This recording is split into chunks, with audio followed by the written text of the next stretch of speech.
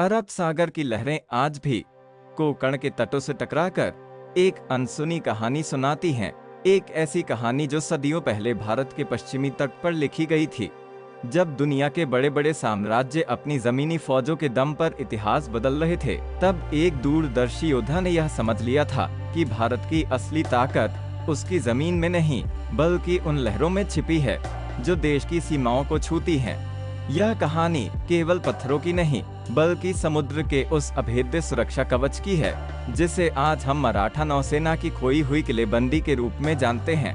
16वीं और 17वीं शताब्दी का भारत, एक तरफ मुगलों की विशाल सेना थी और दूसरी तरफ बीजापुर के आदिलशाही सुल्तान। लेकिन इस उथल पुथल के बीच एक नाम उभर रहा था, जिसने महसूस किया कि अगर भारत को विदेशी आक्रांताओं से बचाना है तो समंदर को जीतना होगा। छत्रपति शिवाजी महाराज ने जब हिंदवी स्वराज्य की नींव रखी, तब उन्होंने महसूस किया कि सिद्दी, पुर्तगाली, डच और अंग्रेज ये सब समुद्र के रास्ते ही भारत की रगों में जहर की तरह घुल रहे हैं। इसी सोच के साथ उन्होंने सिंधुदुर्ग, विजयदुर्ग, सुवर्णदुर्ग और खांदेरी जैसे जलदुर्गों की एक ऐसी श्रृंखला बनाई जिसे भेदना उस दौर की किसी भी नौसेना के लिए असंभव था। ये किले केवल पत्थर की दीवारें नहीं थे, बल्कि वे तैरते हुए पहरेदार थे।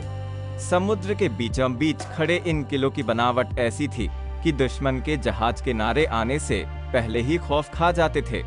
उदाहरण के लिए सिंधुदुर्ग का किला, इसे बनाने के लिए 3000 कारीगरों ने साल भर मेहनत की थी।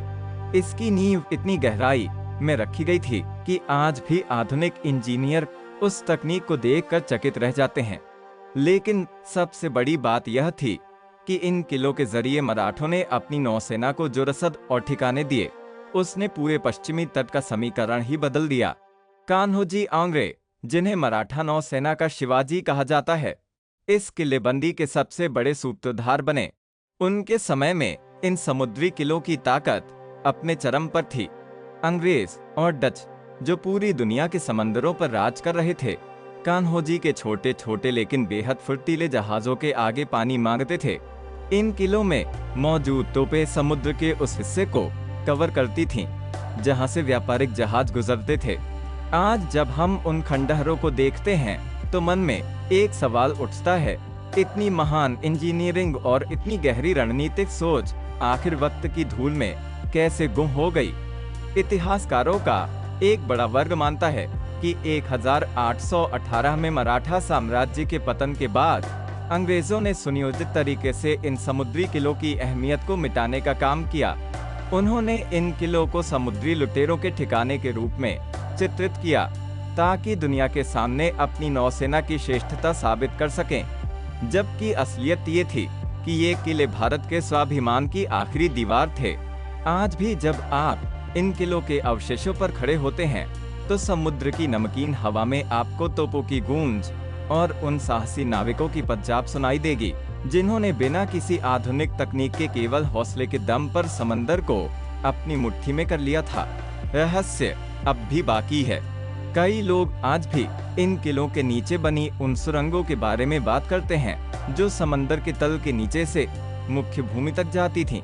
क्या वाकई इतनी जटिल इंजीनियरिंग उस दौर में संभव थी, या फिर ये महज कहानियां हैं? पुरातत्वविदों को समय समय पर इन किलों के आसपास डूबे हुए जहाजों के मलबे मिलते हैं, जो इस बात की पुष्टि करते हैं कि यहाँ कोई छोटा मोटा संघर्ष नहीं, बल्कि विश्व स्तरीय नौसैनिक युद्ध लड़े गए थे। मराठा नौसेना की यह विरासत हमें सिखाती है कि सुरक्षा केवल सीमाओं की नहीं, बल्कि उन रास्तों की भी होती है जहाँ से चुनौतियां आ सकती हैं। आज जब हम आधुनिक नौसेना को देखते हैं तो इसकी जड़ें उन्हीं समुद्री किलों की पुरानी दीवारों में कहीं दबी हुई हैं।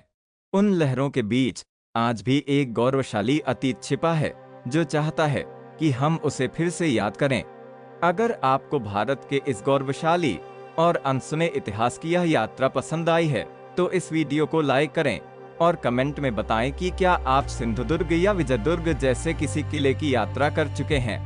ऐसे ही इतिहास के पन्नों में दबे अनसुने रहस्यों के लिए चैनल को सब्सक्राइब करें और इस वीडियो को अपने दोस्तों के साथ शेयर जरूर करें।